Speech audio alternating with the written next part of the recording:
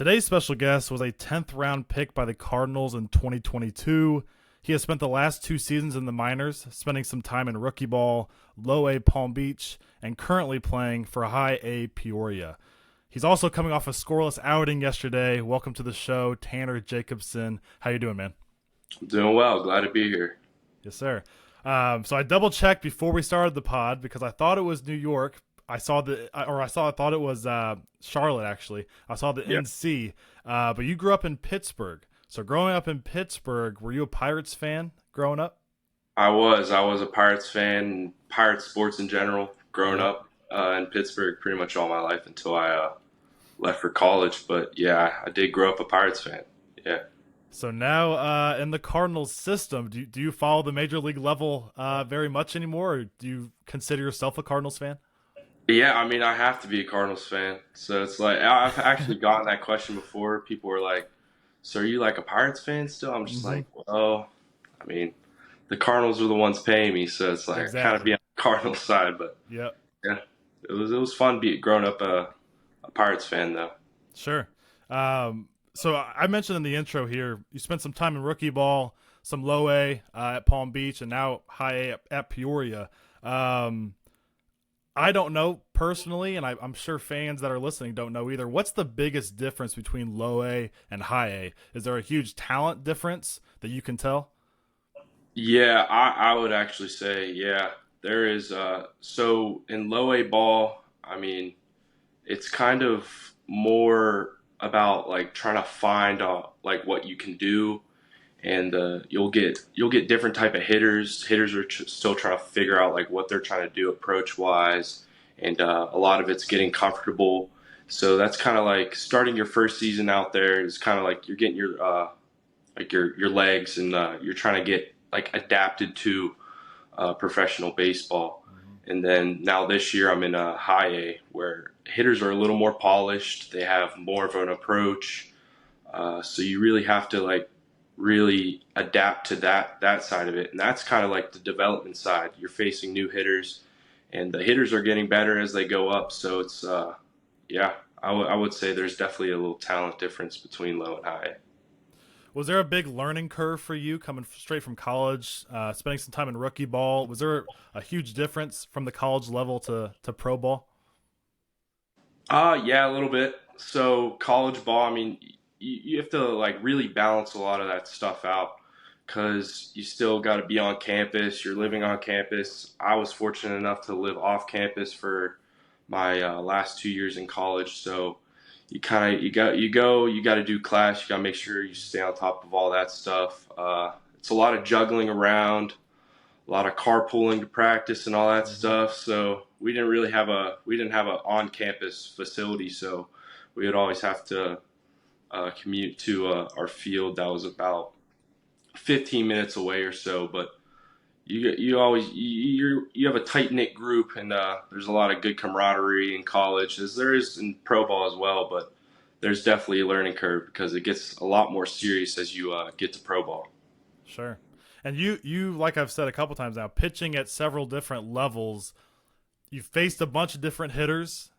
Have you had your I don't know, I've made it moment, or have you met somebody in the Cardinals organization where you're like, "Whoa, I'm here right now."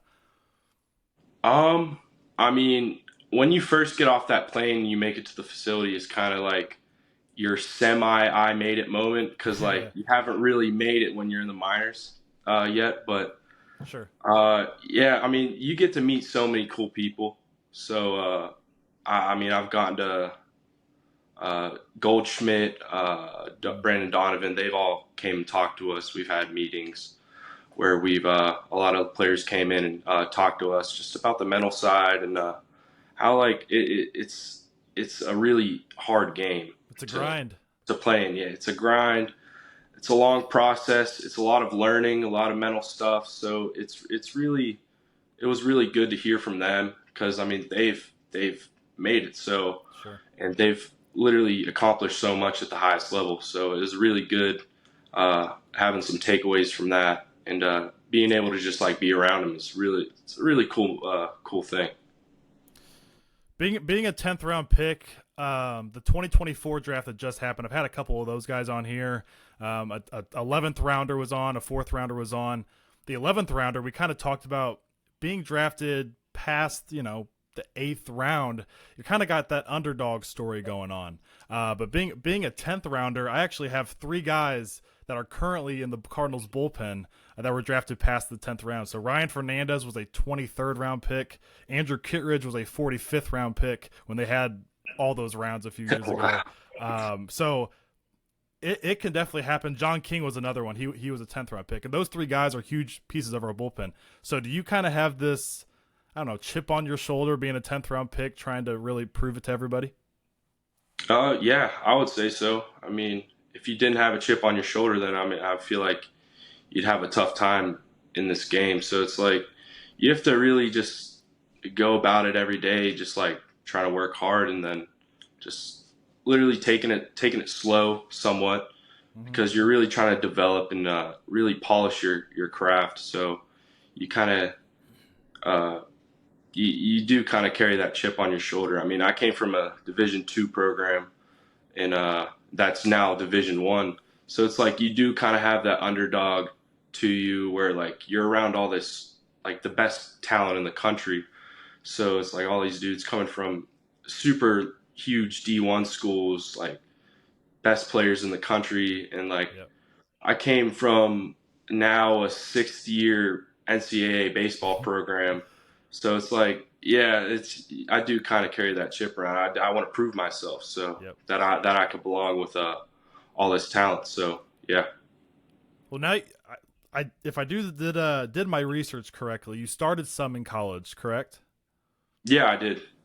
But now since you've been drafted, it's been primarily bullpen work. So is that something? The one name that at the major league level, Andre Palante started the year out of the bullpen, and he's been in the rotation. He's kind of thrived in that position. I think the majority of pitchers would say they prefer starting. Is that true in your case as well? Do you prefer being on the mound to start it?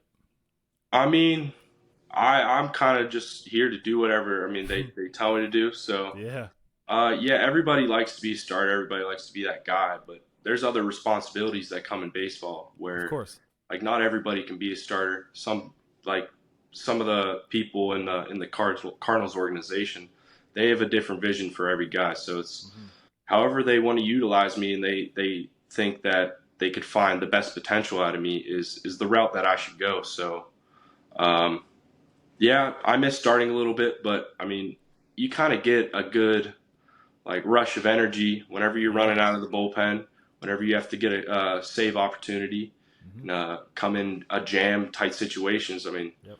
those are pretty high leverage jobs as well. So it's, I mean, I like both of them. I mean, I'm a reliever right now, so it's I've kind of embodied that.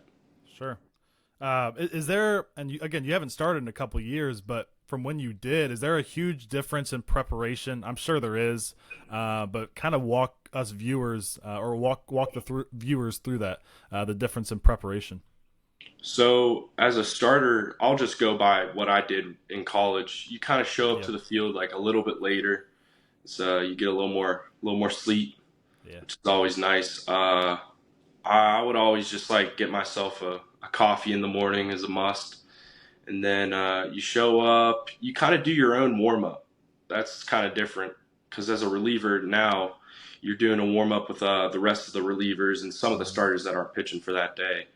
But you show up to the field, you do your stretches, like pre-stretch, and then you do your arm care and all that stuff. Your pre-throwing routine with the J bands. I mean, every pitcher probably does all that stuff. But yeah, and then you do a lot of. I would say your throwing routine is definitely different because you're not warming up until roughly half hour to 20 minutes before the game, throwing wise, getting ready for your pre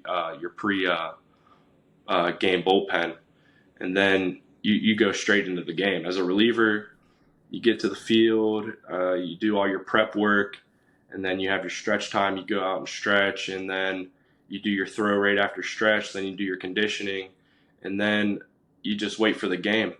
And then after that, it's just you wait to get your name called.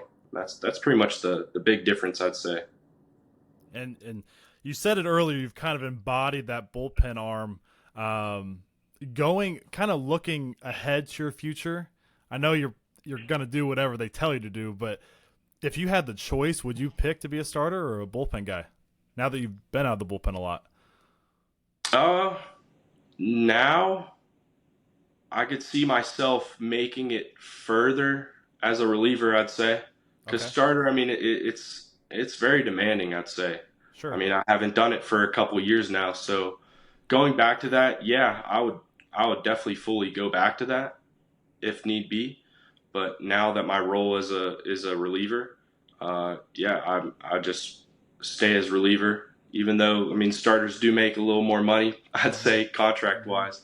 But being a reliever is just you got to get the job done. That's what it's really all about. That's what the job is pretty much. Starters, I mean, you got to get deep in the game, but reliever, you just got to get the job done. And if you're able to do that, you're going to be in the game for a long time. So Yeah.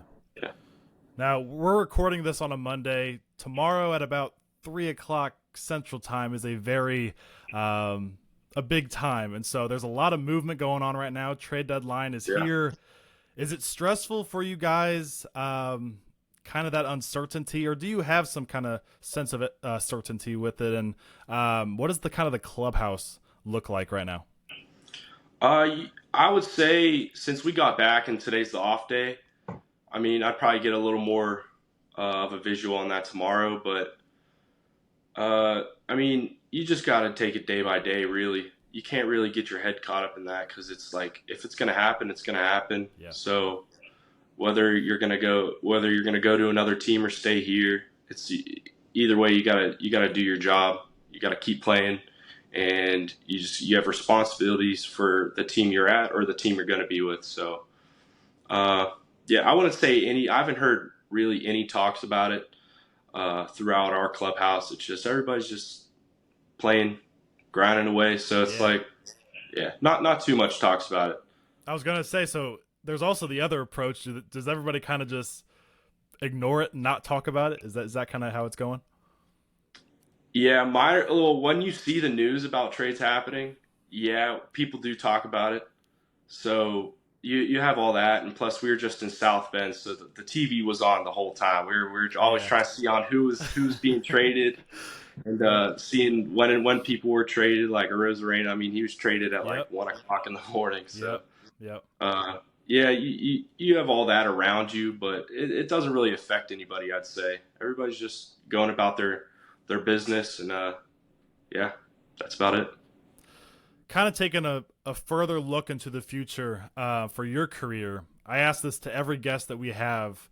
And honestly, the answers that I've gotten have all been the same so far. But do you set goals for yourself before a season or even right now for your career? Are there things that you want to accomplish? Everybody else so far has said they don't really set goals besides winning a World Series and that's pretty much it. So for you, do you set these standards or set these goals for you for the future? Yeah, I do kind of set some goals for myself. They're not like really any crazy goals, but it's really just to like limit runs because I'm in a role that's a reliever. So it's really just getting the job done the best that I can and just getting my team in the best possible position to win because that's really what the game is. And if you're able to do all that stuff, everything else will take care of itself. You'll move Mm-hmm. through the system. And so I don't set goals as in I want to end in like AAA or the big leagues or stuff like that because you got to take it year by year and really month by month. So it's really just improving every month, trying to establish a role on the team that you're at Mm-hmm. or a possible team that you'll be going to, and then just being in that role and trying to do the best that you can at it and really like be that guy that they can go to give you the ball in high leverage situations, get them a win, get them a save. However I could be utilized to get us some wins and show that, I mean, I provide high worth to this organization. So So we started this podcast about 2 months ago, and I don't know why I said we. I started it about 2 months ago. It's just me, but the support has been really good so far. And so what I'm doing with all these guests coming on is the first one I want to hear kind of that background story, and even we've talked about several aspects of your career during this interview. But as your career develops, I'd love to have you on. When you make Springfield, hopefully eventually we get to hear that kind of story of that level. So I can't thank you enough for taking the time out, Tanner. Hopefully, we see that progress moving forward and see you getting promoted pretty soon here. But thank you so much for joining. And I've been watching since you. I have the MLB app, and so since you said you were going to hop on here, I've been watching a lot of single A games. I saw that killer pickoff move you had the other night live. So. Oh yeah, that was a good one. I was just on my own too. This is like they're getting a little too comfortable over there. So I mean, it never hurts to just pick off. Just gotta make sure you get it there. So yes, sir. Some quick feet. No, thank you so much. Thank you so much for joining, man. I appreciate it. I appreciate it, AJ.